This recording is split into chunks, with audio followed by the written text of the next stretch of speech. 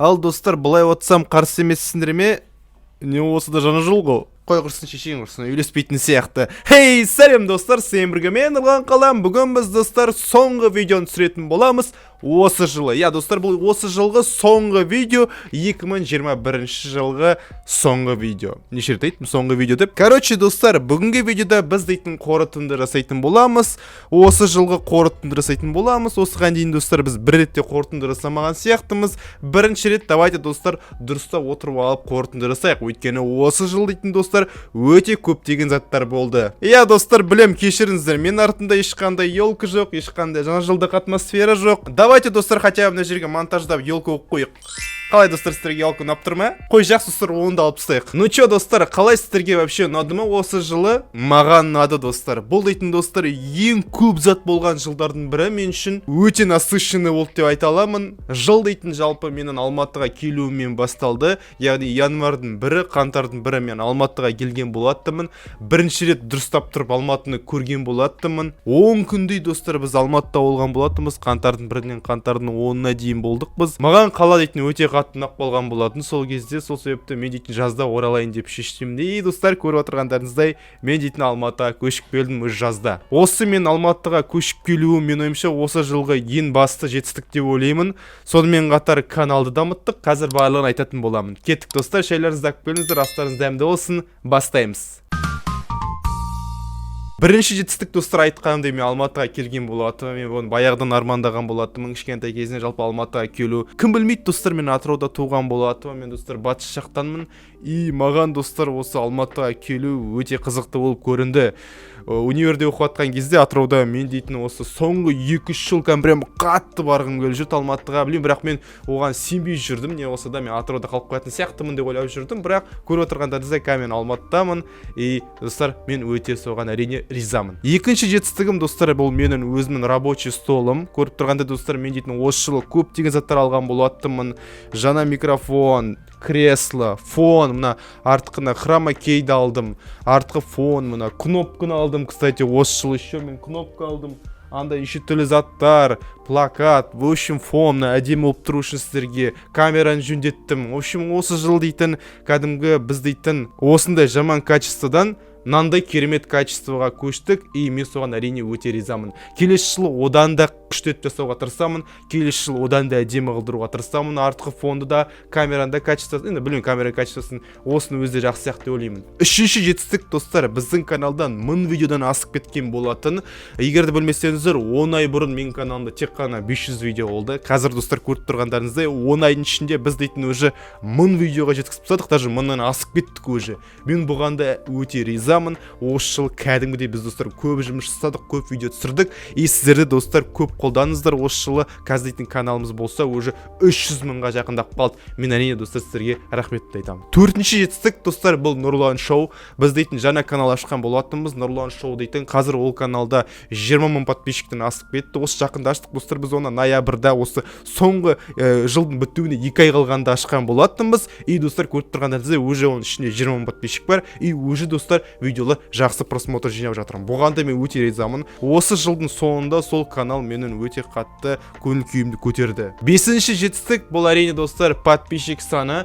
Көріп отырғандарыңыздай біздің каналда қазір 286 мың подписчик. Қазір қарайтын болсақ, бұл дейтін достар өте үлкен цифр. Не себепті екенін айтайын ба? Өйткені ана жылдың соңында бізде тек қана 150 мың подписчик болған болатын. Қазір достар көріп отырғандарыңыздай 300 мың подписчикке жақындап қалдық. 2 есе көтеріп алдық каналдың подписчик санын. Бұл дейтін достар өте керемет көрсеткіш. Алтыншы жетістік достар, мен осы жылы блогерлармен кездескен болатынмын. Бірінші рет достар қазақ ютуберлармен кездескен болатынмын. Нұр ченнелмен кездестім, Рамазанмен кездестім, Бақытжан, Прикольчик, Бержан, Ерса. В общем, осы ютуберларды мен баяғыдан қарайтынмын осы 2 жыл бойы. И сол ютубтан көргеннен кейін шын өмірде көру бұл дейтін шын айтайын өте қызықты болды. И мен олармен танысқаныма, кездескеніме өте қуаныштымын. Сонымен қатар достар, мен дейтін Майнкрафт ютуберлармен танысқан болатынмын. Бұл әрине достар Айшуақ, Дейлин, Денрон, Космо. Айшуақпен даже біз шын өмірде кездестік Алматыға келген болатын Айшуақ. В общем, достар, бұған да мен өте қуаныштымын. Жігіттер жас, жігіттер өте жақсы көтеріліп жатыр. Бұған мен өте ризамын. Керемет. Жетінші жетістік, біз дейтін осы жыл каналда көптеген қызықты ойындарды өткен болатынбыз. Бұлар дейтін Sally Face, Creepy Tale бірінші бөлімі, екінші бөлімі, Mr. Hopp'тың бірінші бөлімі, екінші бөлімі, Shrek 2, Ice Cream 1, 4, 5, 6, Когда сеть соседа 1, 2, Little Nightmares 2 және сонымен қатар көптеген инди ойындар түсірген болатынбыз. Шын айтсам, достар, тағы да көптеген ойындар болды,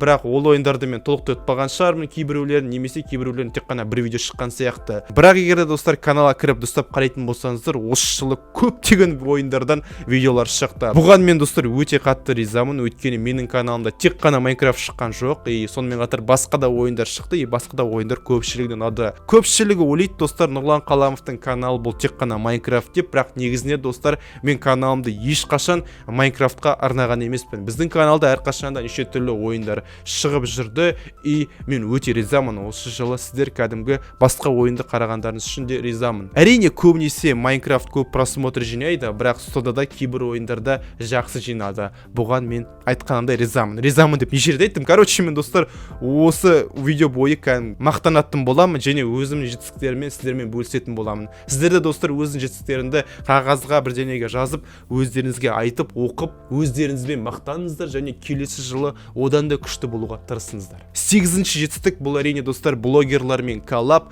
Осы жылы, достар, мен Прикольчикпен керемет коллаб жасаған болатынмын оның каналына. Содан кейін менің каналыма Темірлан Болатты влогқа түсірген болатынмын. Сонымен қатар әрине Дейлин Айшуақпен көптеген қызықты Майнкрафттан видеолар түсірген болатынбыз. Сонымен қатар осы жылы біз дейтін Нұрт Channel'ды Майнкрафт ойнауға шақырған болатынбыз. YouTube қауысқа шақырдық. Ол видеода, достар, менің ойымша қызықты шықты. 9-ші жетістік, осы жыл, достар, мен туралы өмірбаян шыққан болатын. Оны берік түсірген болатын. Достар, егерде ол видеоны көрмеген болсаңыздар, көріп кетіңіздер. Ол видеоның ссылкасын мен описанияда қалдырамын. Короче, достар, мен туралы өмірбаян шыққан болатын. Ол видеода, достар, мен өзіме қарапайым емес форматта өзімді көрген болатынмын. Ана видеода мен дейтін қалада жүріп былай камерамен сөйлескен болатынмын. Берік маған неше түрлі сұрақтар қойған болатын. YouTube туралы мен солардың бәріне жақсы жауап бердім деген ойдамын. Не болса да, достар, бұда тоже жаңа опыт болды. Маған шын айтсам видео өте ұнады. Видео кәдімгідей сапалы шыққан, өздеріңіз көрсеңіздер де болады. Ссылкасы айтқанымдай, достар, описанияда болады. Бұл да тоже, достар, өте керемет жетістік. Мен өзіммен ризамын, достар. Мен баяғыдан қаладым, мен туралы біреу өмірбаян түсірсе ғой деп, бұл арманым орындалды. Берік, рахмет саған. 10-ші жетістік, бұл дейтін Қаламком арнасы. Осы жол, достар, мен дейтін өзімді өзгеше бір форматта көрген болатынмын. Бұл дейтін, достар, познавательный, пайдалы формат десек те болады. Бұл видеоларда мен дейтін неше түрлі заттармен бөлісетін болам, сіздерді үйрететін болам. Бұл дейтін жай ғана күлкілі формат емес. Бұл видеоларда мен көбінесе сіздерді бірдеңелерге үйреткім келген. Мысалы, бірінші видеода мен атақты ютубер болудың жолдарын айтамын. Екінші видеода мен телефонмен сапалы видеолар түсіруге болатынын көрсетемін. Үшінші видеода мен энергетиктардың зиян екенін де айтамын. Және сонымен қатар неше түрлі өзімнің тәжірибемен бөлісем.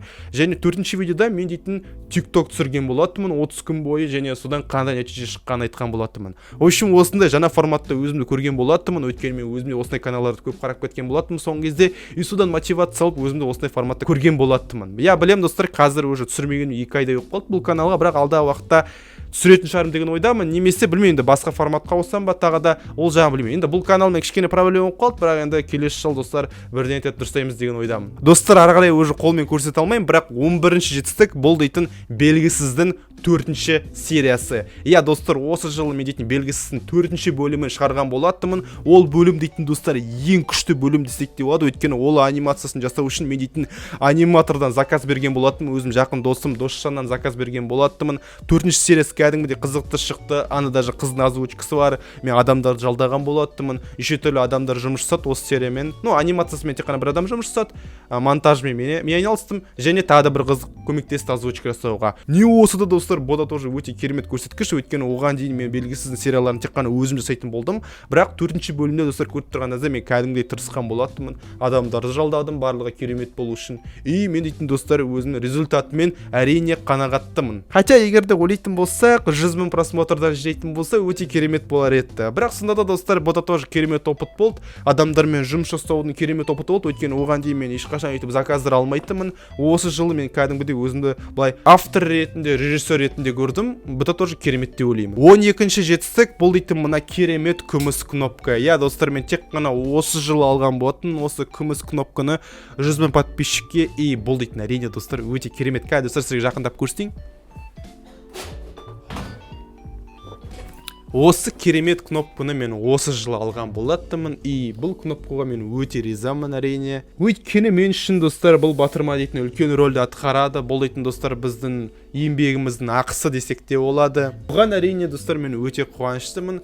Достар, әрине сіздерге де рахмет қолдап жатқандарыңыз үшін. Мен ойымша достар, осымен жарайтын сияқты жетістіктерді айтуды. Я білем достар, қазір тағы да неше түрлі заттарды бәрін айти беруге болады. Анан жасадым, мынаны жасадым деп. Бірақ мен ойымша достар, осы ең басты жетістіктер деп ойлаймын. Біз өзі өмірімдегі жетістіктердің бәрін айта аламын әрине. Бірақ сіздерге оның барлығы қатты қызықты болмайды деп ойлаймын. Так что достар, давайте осымен аяқтайық. Әрине достар, бұл жыл тек қана жақсы заттар болған жоқ, сонымен қатар жаман заттар да болды. Мысалы, біздің каналда взломать болған болатын. Осы қараша-ноябрь айы 12 күнге канал дейтін жоғалып өткен болатын. Одан кейін біз оны разбант еттік. Одан кейін каналдың статистикасы біртүрлі болып кетті, просмотрлар түсіп кетті. Bir шамалет біз осы жылы статистиканы түсірген болатынбыз, активті түсірген болатынбыз. Одан кейін қайтан көтердік, қайтан құладық, қайтан көтердік. И сондай қиындықтар осы жыл көп болды. Сонымен қатар соңғы айлар менде өте қиын болды маған достар. Менде шын айтсам достар, шамалы депрессия болды, стресс болды, тағы да неше түрлі проблемалар болды достар. Ойламаңыздар, мен осы жылы мен тек қана менде жақсы заттар болды деп, жаман заттарды достар көп болды. Просто мен сіздерге оның бәрін айтқым келмейді. Өйткені айтқанымда достар, оның бәрі сіздерге қызықсыз болады.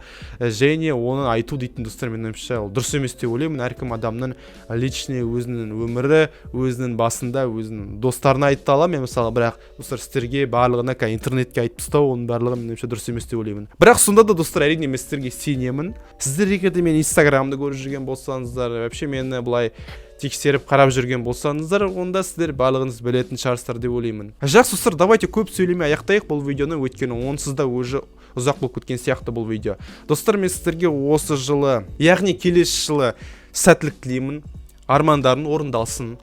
Жай ғана достар, арманда отыра бермеңіздер. Кәдімгі өздеріңіздің мақсаттарыңызды кәдімгі жүзеге асыруға барынша жұмыстаныңыздар. Күн сайын TikTok қарап, ойындар ойнап, өздеріңіздің уақыттарыңызды достар босқа алмаңыздар. Кәдімгі өзіңізге ұнайтын, кәдімгі бір результатқа келетін бір затпен айналысыңыз. Достар, мен сіздерге әрине қазір шал болғым келіп тұрған жоқ. Мен сіздердің ата-аналарым беспін ғой, қазір телефон қарамаңдар, ойнамаңдар деп айтпақ қойын. Жоқ, ойнай беріңіздер, бірақ өзіңізге ұнамайтын, өзіңіздің босқа уақытыңызды кетіретін затпен айналыспаңыз. Егерде сол заттың шынымен де бір пайдасы болса, немесе сол зат сізді бір болашақта бір керемет жетістіктерге әкелетін болса, немесе сізге өзіңізге ұнайтын болса, сол зат қатты айналыса беріңіз. Короче, достар, мен тілектерді айтып білмеймін, так что достар, ренжімеңіздер.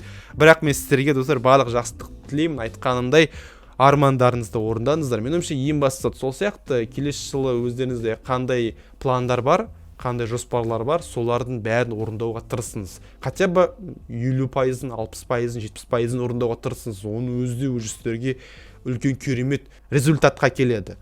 Осымен аяқтаймын. Сіздермен Нұрлан қалам. Келесі кездескенше, енді достар, біз келесі жыл кездесеміз. Рахмет сіздерге достар. Осы жылы керемет болды достар. Осы жылы қанша жерден қиын болса да, сонда да маған осы жыл ұнады. Рахмет 2021 саған осы керемет жыл үшін.